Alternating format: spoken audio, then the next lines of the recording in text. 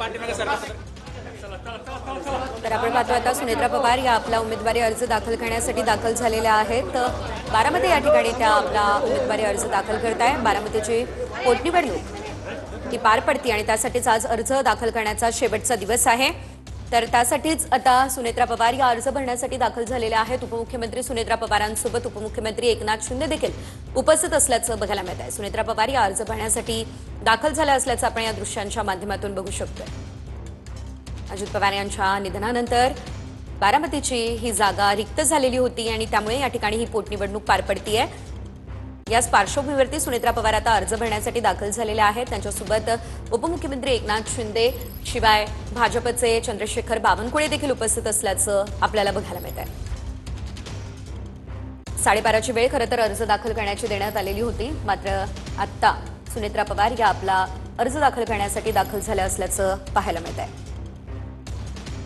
बारामतीची पोटनिवडणूक जी आहे ती बिनविरोध व्हावी यासाठी मोठ्या प्रमाणात प्रयत्न करण्यात आलेले होते।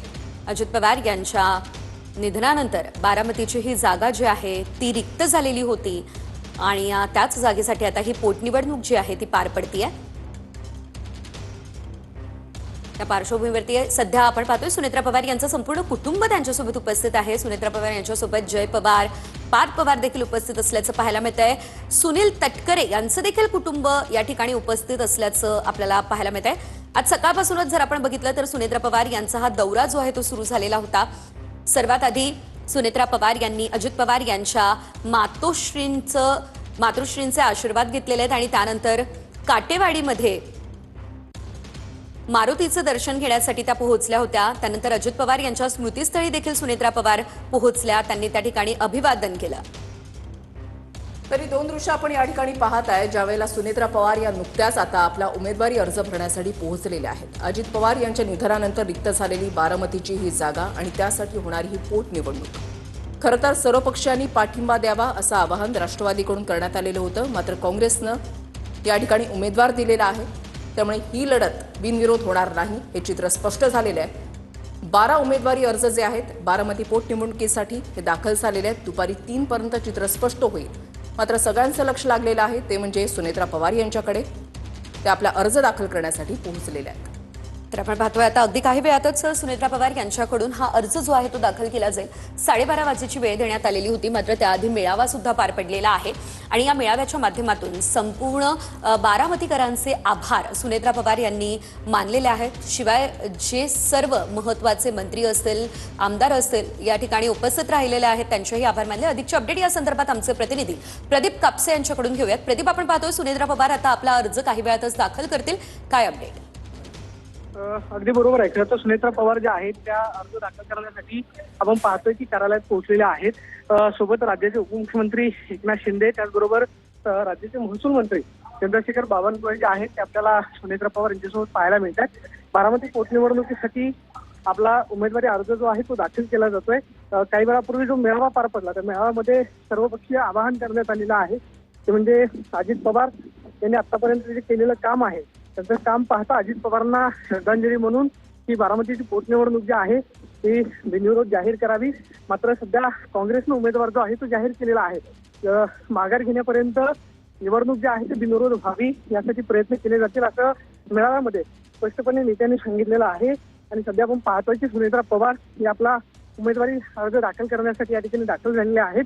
स्वतः राज्याच्या मुख्यमंत्र्यांनी चंद्रशेखर बावनकुळे यांना बारामतीमध्ये अर्ज भरण्यासाठी भाजपकडून या ठिकाणी पाठवलेलं आहे आणि आपण पाहतोय की सुनेत्रा पवार हे आपला बारामती पोटनिवडणुकीसाठी आपला उमेदवार म्हणून अर्ज जो आहे तो दाखल करतायत। आजच्या मेळाव्यामध्ये सुनेत्रा पवारांनी बारामतीकरांना भावनिक आवाहन केलेलं आहे। आतापर्यंत तुम्ही जशी अजित पवारांना साथ दिलेली आहे अगदी तशी साथ जी आहे ती मला मिळावी आणि मोठ्या मताधिक्यानं जर केराची निवडणूक झाली, शेवटच्या क्षणापर्यंत अर्ज मागे घेण्यापर्यंत जर निवडणूक बिनविरोध झाली नाही तर मग मात्र मोठ्या मताधिक्यानं निवडून द्यावं अशा पद्धतीने सुद्धा आवाहन आहे ते सुनेत्रा पवारांनी बारामतीकरांना केलेलं आहे। आणि सध्या सुनेत्रा पवार आपण पाहतोय की अर्ज दाखल करण्यासाठी या ठिकाणी पोहोचलेल्या पाहायला मिळत आहे। प्रदीप, या ठिकाणी आणखी एक महत्त्वाचा मुद्दा म्हणजे ज्या वेळेला उपमुख्यमंत्री म्हणून सुनेत्रा पवार यांनी आपला पदभार स्वीकारलेला होता त्यावेळेला सुद्धा पार्थ पवार त्यांच्यासोबत होते। आज सुद्धा पोटनिवडणुकीसाठी अर्ज भरत असताना पार्थ पवार त्यांच्यासोबत आहेत। एकूणच जर आपण पाहिलं तर कुटुंबाची साथ ज्या पद्धतीनं सुनेत्रा पवार यांच्यासोबत आहे तशीच साथ महायुतीच्या नेत्यांकडून सुद्धा पाहायला मिळतेय। बावनकुळे सुद्धा आता त्यांच्यासोबत अर्ज भरण्यासाठी आहेत। निश्चितपणे खरं तर आपल्याला ज्यावेळेस अजित पवारांचं निधन झालं त्यानंतर सुनेत्रा पवारांना खरं तर कुटुंबातून भक्कम साथ जी आहे ती जय पवार आणि पार्थ पवार यांची आपल्याला पाहायला मिळाली। प्रत्येक कार्यक्रमामध्ये हे दोघी बंधू जे आहेत ते आपल्याला सुनेत्रा पवार म्हणजे आईसोबत भक्कमपणे साथ देताना पाहायला मिळाले। आज सकाळपासूनच पार्थ पवार जे आहेत ते सुद्धा सुनेत्रा पवार यांच्यासोबत सकाळपासूनच्या अगदी आपण पाहतोय की आता अर्ज भरेपर्यंत सोबत पाहायला मिळतात। महायुतीनं सुद्धा एक स्पष्ट संदेश दिलेला आहे तो म्हणजे आम्ही सुनेत्रा पवार यांच्यासोबत भक्कमपणे उभे आहोत आणि सुनेत्रा पवार यांच्यासोबत आपण पाहतोय की स्वतः राज्याचे उपमुख्यमंत्री एकनाथ शिंदे त्याचबरोबर महसूल मंत्री चंद्रशेखर बावनकुळे जे आहेत ते सोबत आलेले पाहायला मिळतात। माहितीनं स्पष्टपणे संदेश दिलेला आहे की निवडणूक अजित पवारांचं काम पाहता किंवा राज्याची प्रथा आणि परंपरा पाहता विरोध करा, अन्यथा देशाच्या इतिहासामध्ये संसदीय कारकिर्दीमध्ये आतापर्यंत जेवढ्या मताधिक्यानं कोणाचा विजय झालेला नव्हता तेवढ्या मताधिक्यानं विजय जो आहे तो सुनेत्रा पवार यांचा होईल। आणि थेट चंद्रशेखर बावनकुळेंनी सुद्धा काँग्रेसचा इशारा दिलेला आहे की काँग्रेसनं सुद्धा राज्याची संस्कृती प्रथा परंपरा पाळावी आणि ही निवडणूक जी आहे ती बिनविरोध करावी। मात्र काँग्रेसनं आकाश मोरे यांना बारामतीमधून पोटनिवडणुकीमध्ये उमेदवारी दिलेली आहे। मात्र आता काँग्रेसची भूमिका पाहता शेवटचे अर्ज मागे घेण्याचे शेवटच्या क्षणापर्यंत नक्कीच ही बिनविरोध होते का निवडणूक होते पाहणं महत्त्वाचं असणार आहे। मात्र जर निवडणूक झाली तर मग मात्र आम्ही महायुती म्हणून या निवडणुकीला सामोरं जाऊ असं सुद्धा स्पष्टपणे संदेश जो आहे तो आजच्या मेळाव्यामध्ये दिलेला आहे। आणि आपण पाहतोय की अर्ज भरत असताना सुद्धा पार्थ पवार असतील जय पवार असतील त्याचबरोबर एकनाथ शिंदे आणि महसूल मंत्री चंद्रशेखर बावनकुळे हे आपल्याला पाहायला मिळाले। सध्या आपण पाहतोय की सुनेत्रा पवार यांचा उमेदवारी अर्ज जो आहे तो या ठिकाणी भरलेला आपल्याला पाहायला मिळतो। प्रदीप, ज्या पद्धतीनं भुजबळांकडून एक प्रकारे सकाळीच विश्वास व्यक्त करण्यात आलेला होता की ही निवडणूक बिनविरोध होणार, लक्ष्मण हाकेंची दत्तात्रय भरणेंनी भेट घेतली, त्यांची मनधरणी केली, लक्ष्मण हाकेंनी माघार घेतली, 12 अर्ज जे आहेत ते दाखल झालेले आहेत, त्याच्यामुळे ही निवडणूक बिनविरोध होणार नाही हे चित्र सध्या तरी दिसतंय। मात्र दुपारी 3 वाजेपर्यंत चित्र पालटू शकतं, काय वातावरण आहे?